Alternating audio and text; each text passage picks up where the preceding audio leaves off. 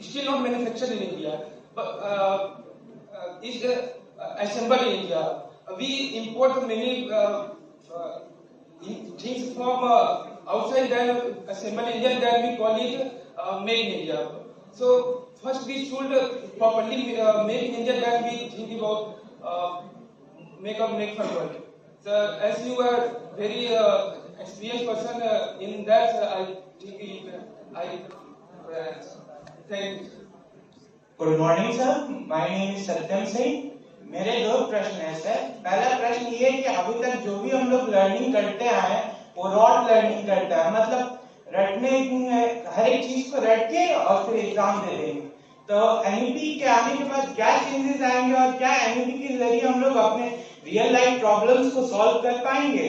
और सर मेरा दूसरा प्रश्न ये है, आपने जैसे कहा कि एनईपी के जरिए लोकल लैंग्वेजेस पे जोर किया गया है, लेकिन हमारे कॉर्पोरेट वर्ल्ड्स में ये कहा जाता है कि इंग्लिश बहुत ही कंपलसरी है। तो क्या एनईपी के जरिए सर हम लोग ये लोकल लैंग्वेजेस और जो कॉर्पोरेट वर्ल्ड का एजम्पशन है उसको बैलेंस आउट कर सकते हैं? सर मैं डॉक्टर विनीता प्रयागराज से। सर आपका एक तो मैं बहुत बहुत आप सभी को बधाई देना चाहूँगी कि इस अच्छे प्रोग्राम के लिए, और धन्यवाद भी दूंगी कि क्योंकि मेरे कॉलेज में प्रोग्राम आप लोगों ने ऑर्गेनाइज किया था वो बहुत ही अच्छा था, नॉलेजेबल था। सर मैंने आपकी स्पीच सुनी और इतना मुझे थोड़ा मोटिवेशन भी हुआ कि ये जो हेडिंग है शैक्षिक दक्षता वृद्धि व्याख्यानमाला, तो मुझे ये देखते हुए और आपको सुनते हुए मेरे दिमाग में अभी जस्ट, क्योंकि मैं इस तरह की चीज़ों को थोड़ा सा सोचती हूँ और करना भी चाहती हूँ कि आजकल जो यूथ है वो थोड़ा फिजिकली तो थोड़ा सा है अपसेट, उससे ज़्यादा कहीं मेंटली है, जिसकी वजह से तमाम तरह के डिजीजेज या इस तरह की चीज़ें उनके अंदर आ रही हैं। तो मैं सोचती हूँ कि क्या मैं इसी हेडिंग को लेकर के स्वास्थ्य दक्षता वृद्धि व्याख्यानमाला को शुरू कर सकती हूँ अपने क्षेत्र के थ्रू, और इसमें मुझे आपके गाइडेंस की जरूरत है सर। Thank you. आपको सादर प्रणाम करता हूँ। बीबीए द्वितीय वर्ष का छात्र निखिल पांडे।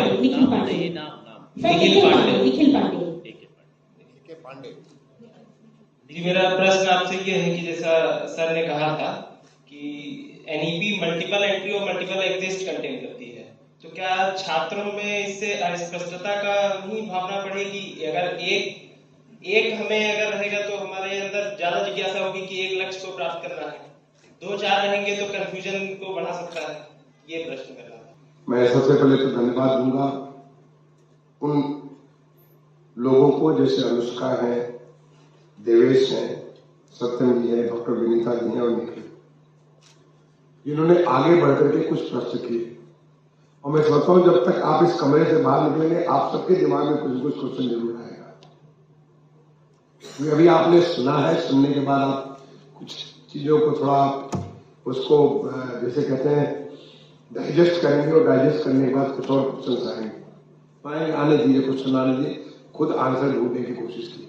जो मैं कह रहा था कि जब मैं बाहर पढ़ने गया था तो हमको तैयार किया गया था कि कैसे आप आंसर खुद ढूंढ सकते हैं। टीचर नहीं पढ़ाते, बल्कि हमको तैयार करते थे कि कैसे आप चीजों को कर सकते हो, हमें गाइड करते थे, मेंटर थे। और वही राष्ट्रीय शिक्षा नीति हो गई। तो मैं सबसे आसान क्वेश्चन से शुरू करता हूं। आपके प्रश्नों का जो सबसे आसान क्वेश्चन था multiple entry and multiple exit. तो निखिल जी ने सबसे ताजा पूछा, कहा कि क्या बच्चे कंफ्यूज तो नहीं हो जाएंगे? नहीं, बिल्कुल नहीं कंफ्यूज होंगे, बिल्कुल कंफ्यूज नहीं, आप भी कंफ्यूज नहीं होइएगा। मल्टीपल एंट्री मल्टीपल एग्जिट का मतलब ये होता, अभी मैं बता दूं कि अभी कहीं पे हुआ नहीं है, अभी ये नीति बताती है हमको, बट नीति को भी क्रियान्वित करने के लिए मौका टाइम लगेगा। बहुत सारे जगह लोग कोशिश कर रहे हैं, IIT कोशिश कर रहे हैं, IIMs कोशिश कर रहे हैं, बहुत सारे इंस्टीट्यूशन कोशिश कर रहे हैं इसको नीति को कैसे क्रियान्वित किया जाए। लेकिन बहुत अच्छा चीज है, ऐसा है कि जब हम अपने ज्ञान को अपने व्यवसाय के साथ जोड़ देते हैं तो फिर हमको ऐसा नहीं कि ऐसे कहीं पूरा का पूरा पहले चलो BA कर लेते हैं, फिर MA कर लेते हैं, फिर PhD कर लेते हैं, फिर ये कर लेते हैं, वो सीधे सब कुछ करते जाते फिर हम सोचते हैं कि कुछ करें। इसकी जगह आपने कुछ क्रेडिट अर्न किया, कुछ कोर्स करके क्रेडिट अर्न किया, और फिर आप उसके बाद फिर दोबारा क्रेडिट अर्न करेंगे, फिर दोबारा क्रेडिट अर्न करेंगे। आप बाहर निकलिए, कुछ फील्ड में एक्सपीरियंस करिए, कुछ काम करिए, और काम का जो रिजल्ट आपका आता है उसके बाद फिर आप आगे बढ़ जाइए। मैं आपको बताता हूं, जब मैं 1999 में जब सिडनी गया था एमबीए करने के लिए, मेरी उम्र उसमें 38 ईयर्स की थी। मैं उसमें वाइस चेयरमैन था कानपुर डेवलपमेंट अथॉरिटी का, और यहीं से मैं गया था एमबीए हमको 14-15 महीने के लिए मैं गया था। मैं ये सोच के गया था कि शायद हमारी उम्र के लोग वहां पे हम सबसे ओल्डेस्ट होंगे एमबीए करने का, क्योंकि हमारे दिमाग में बैठा था कि एमबीए मतलब बीएससी किया तुरंत एमबीए चले गए, एमएससी किया, बीटेक किया, हमारे साथ आईआईटी के लोग करते थे तुरंत एमबीए करने चले जाते। तो हमारे दिमाग में तो वही पिक्चर थी। जब मैं वहां गया तो आप जानते कहीं गेस करोगे कि हमारे क्लास में सबसे ओल्डेस्ट आदमी कितनी उम्र का था? आप कोई गेस मारोगे, अंदाज करो।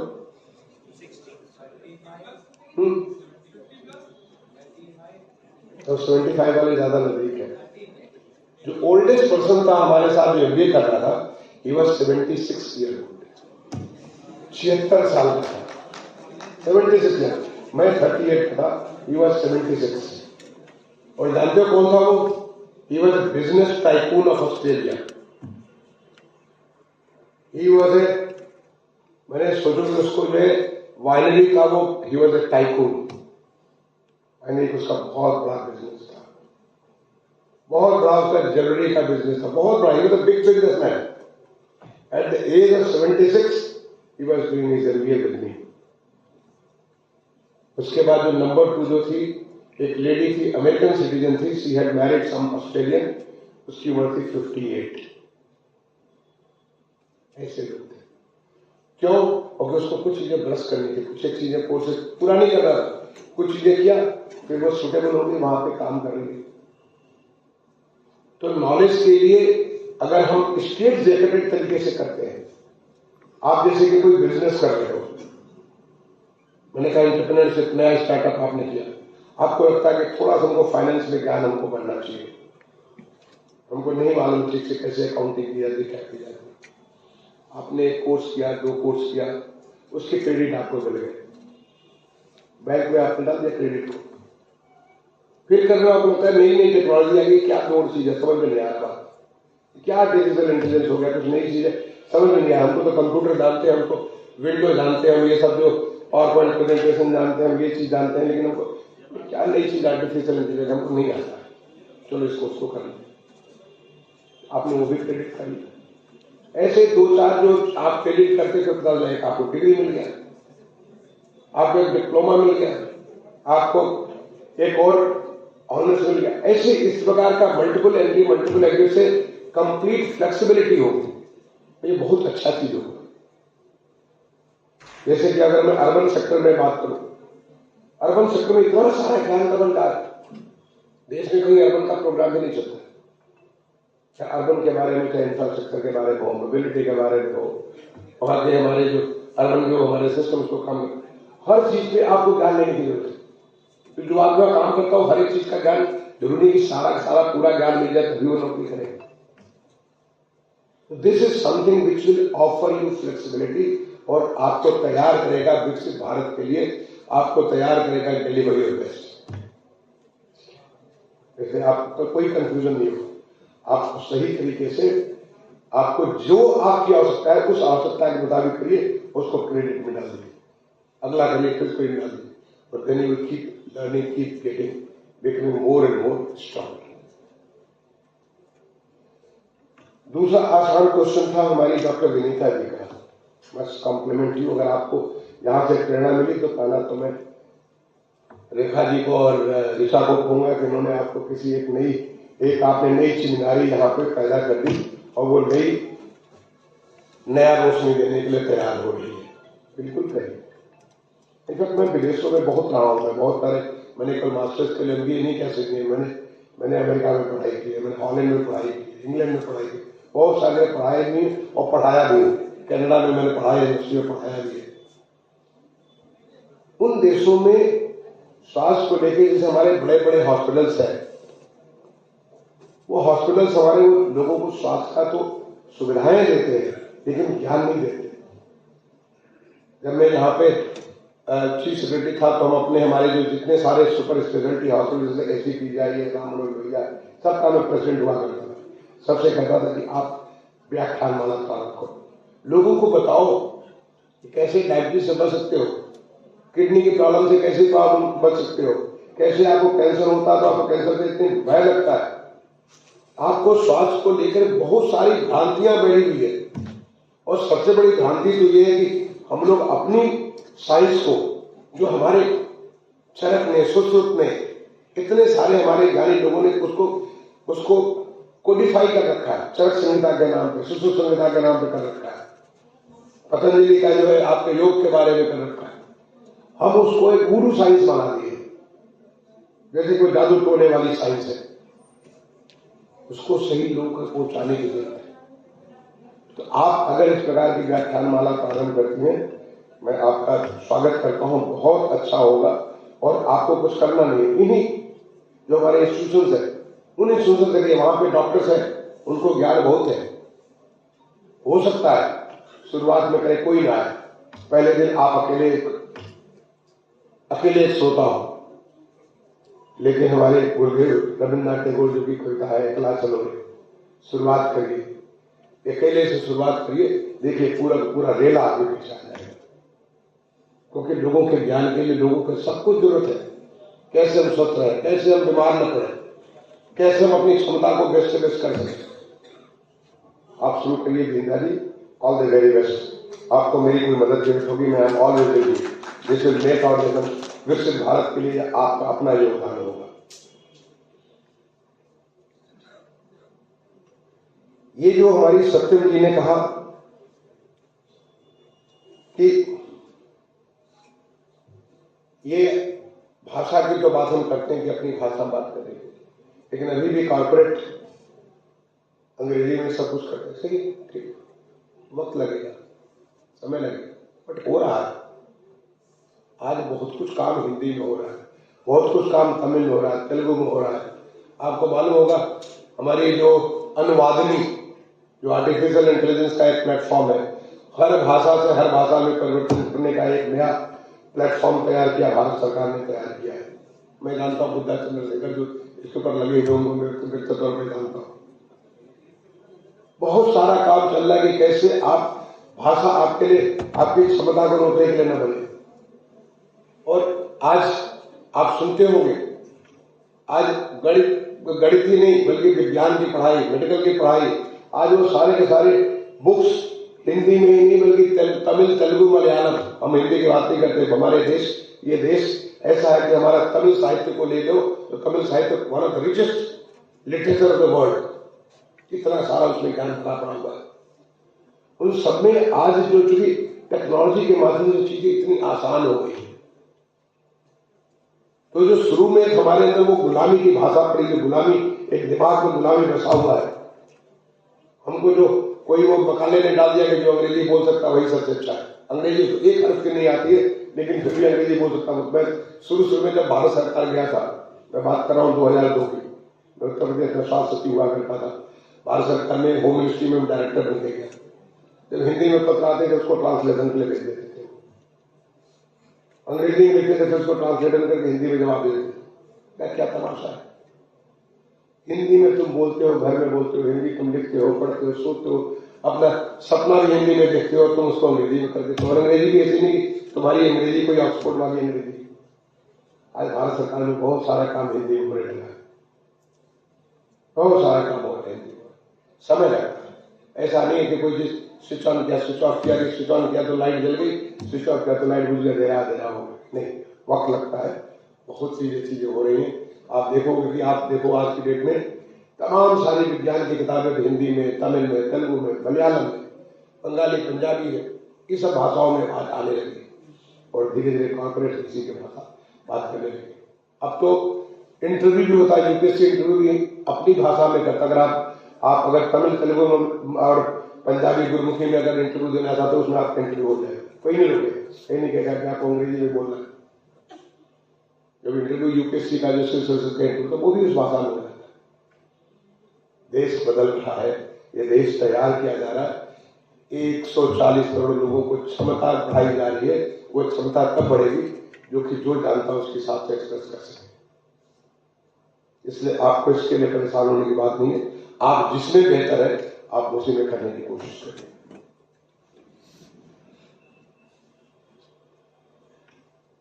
आपने एक देवेश यहाँ पे आए, बोले कि अब तो हम मेक इन इंडिया ही नहीं कर पाए तो मेक इन वर्ल्ड क्या करें।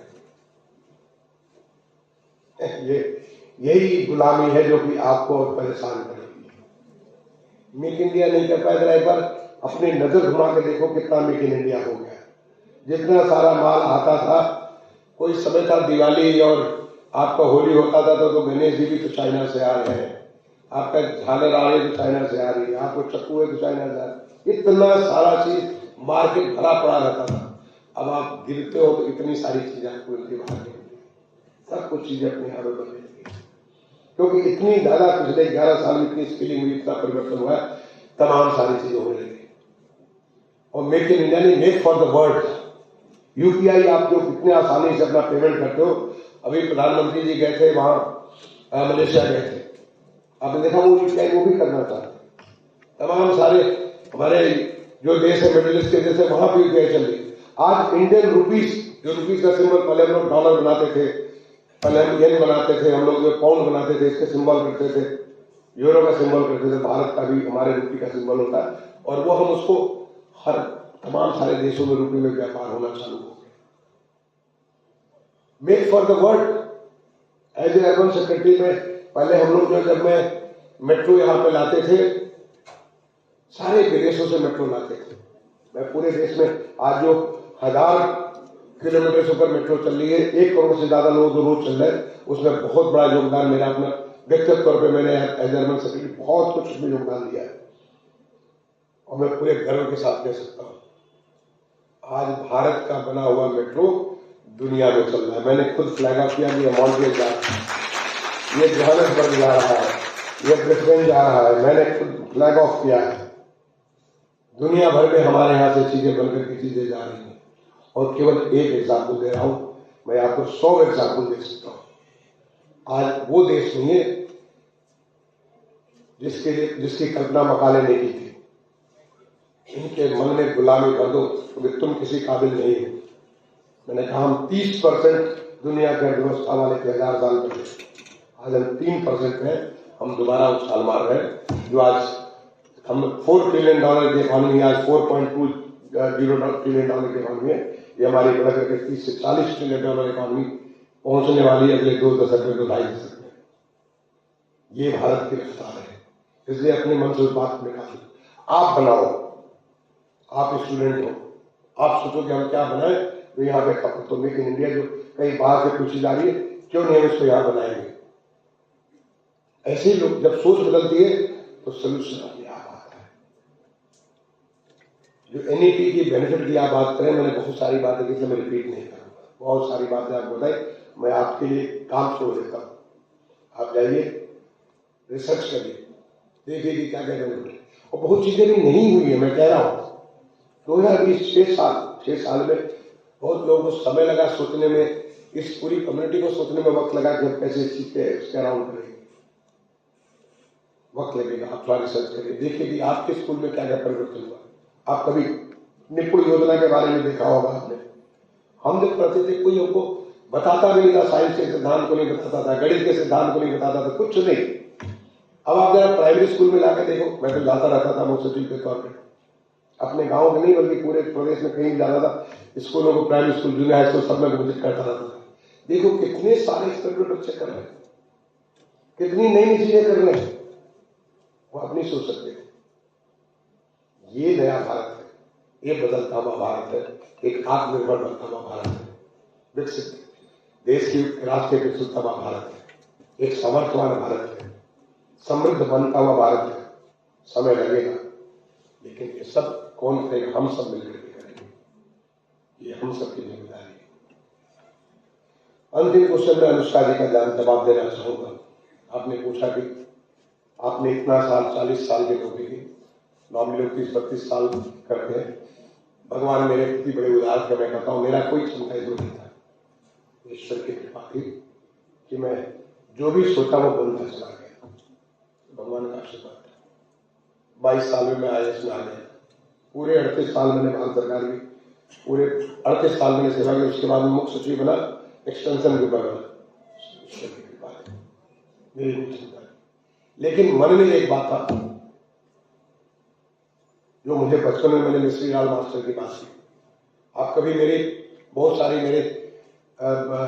मेरे पॉडकास्ट भी हैं, लेक्चर्स भी हैं, मेरे YouTube पे आप जाकर के जरा देखिएगा, आपको बहुत सारे मिलेंगे। तो मिश्री लाल मास्टर जो हमारे गांव के प्राइमरी स्कूल के मास्टर ने जो संस्कार डाला, मेरे अपने पिताजी ने जो मुझे संस्कार डाला, किस चीज का संस्कार डाला? एक्सेलेंस। आप अगर कोई कर सकता है आप भी कर सकते हैं। कभी मेरे पिताजी ने नहीं कहा कि बच्चे देखो ये तुम्हें बड़ी साधारण से घर से पैदा हुआ, गांव में जो पैदा हुआ, जो कितना पेड़ के नीचे पढ़ना चालू किया, 1.5 कमरे वाले स्कूल में पढ़ना चालू किया, अंग्रेजी कक्षा 6 में पढ़ना चालू किया। लेकिन मेरे पिताजी हमेशा मुझे कहते थे अगर कोई कर सकता है तो तुम भी कर सकते हो। तो एक दूसरे के पास केवल वही 2 हाथ हैं, वही 2 कान हैं, वही 2 आंखें हैं, वही सब कुछ चीजें जो तुम्हारे पास है, जो तुमको उससे अंतर लाएगी वो तुम्हारा अपना संकल्प, तुम्हारा अपना साधना, तुम्हारी अपनी मेहनत। तो मैंने हमेशा से उस बात को जुड़ा। और दूसरी चीज, ऑलवेज बीइंग एथिकल, ईमानदारी और सच्चाई। कभी मैंने शॉर्टकट करने की कोशिश नहीं की, नेवर।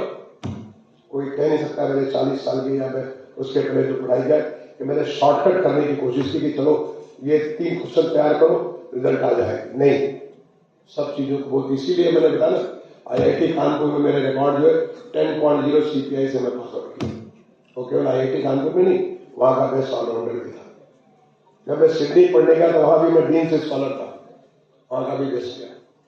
जब मैं हॉलैंड पढ़ने गया वहां भी टॉपर था, वहां के सबसे बड़ा डिस्टिंक्शन के साथ। क्योंकि पिताजी ने मन में भाव डाला कि आपको you have to become distinguished, you have that क्षमता। क्योंकि और यही हमारी जो हमारी संस्कृति है, हमारी संस्कृति हमको बांधती नहीं थी। जो माननीय प्रधानमंत्री जी लोगों को संस्कृति से खोलने की कोशिश करते हैं। हमारी भारतीय संस्कृति जो है इतनी विरासत हमारी है। हमारे ऋषि कभी नहीं सोचते थे कि जो आप पतंजलि के बारे में आज देखें तो पतंजलि अगर योग का भी करते हैं तो दर्शन भी पतंजलि का दर्शन भी है, पतंजलि का विज्ञान भी है, पतंजलि का आयुर्विज्ञान भी है। आप सोचिए कि अपने आप को इतनी सारी क्षमताओं से भरे हुए हम लोग हैं, लेकिन हम अपने आप को संकुचित कर देते हैं। हम हैं तो अनंत, परमात्मा ने हमको इतनी सारी क्षमताएं दी हैं। बड़े भाग्य से भारत जैसे देश में गायन्ति देवा किल गीतकानि धन्यात्मे भारत भूमिभागे स्वर्गापवर्गा से देह हुए थे, जहां पे स्वर्गों से देवी देवता भी आने के लिए तरसते हैं। सौभाग्य मानो कि आप यहाँ पे पैदा हुए थे। लेकिन जब आप उसको उस रूप में सोचोगे तब फिर आपकी क्षमताएं अनंत हो जाएंगी, रुकेंगी नहीं। इसलिए जो बचपन में जो इस प्रकार की, और ऐसा नहीं, मैं लगातार सीखता रहता हूं, लगातार सीखता। आपसे भी मैं सीखा। यहां मैं बैठा था, बहुत लोगों को देख रहा था और सोच रहा था कि किसमें क्या अच्छी बात है, क्या मैं भी वो कर सकता हूं। सीखता रहता, लर्नर ऑल द टाइम। जब आप जिंदगी में सीखोगे तो आप आगे बढ़ोगे। और जिस दिन आपने सोच लिया हमने तो सब कुछ कर लिया, मैं तो नहीं लगता कि मुझे जब सब कुछ कर लिया, अभी मुझे बहुत कुछ सीखना है, बहुत कुछ करना है। क्योंकि हम अनंत हैं, हम संकुचित भरे हुए नहीं। इसलिए अगर आप उस रूप में सोचोगे कभी थक नहीं सकते, कभी सक नहीं सकते हो। तुम्हारे अंदर क्षमताएं भगवान ने बहुत कुछ दे रखी है, केवल आपको पहचानने की जरूरत है। आप वो सब कर सकते हो जो कोई कर सकता है। तो यही इस देश का हमारा जो भारतीय विरासत है, भारतीय विधा है, जो सनातन परंपरा है, जो हमारे संतों और ऋषियों की जो भूमि है, वो यही हमको देती है। मैं इन बातों के साथ एक बार दोबारा ऋषा जी को और रेखा जी को धन्यवाद दूंगा कि आपने मुझे मौका दिया आप सबके सामने कुछ बातें करने का। I hope it helps. Thank you, धन्यवाद। जय हिंद, जय भारत।